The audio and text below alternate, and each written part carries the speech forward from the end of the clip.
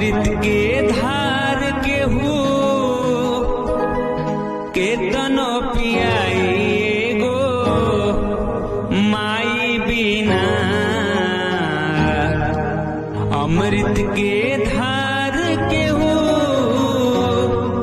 केतनो पियाई गो माई बिना। कैसे करे जावा जो डाई भाई गो माई बिना। कैसे करे जावा जो डाई भाई गो माई बिना।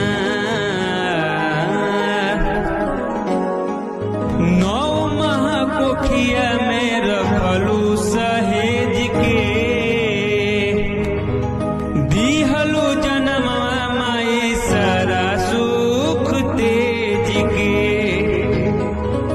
नौ माह कोखिया में रखलू सहेज के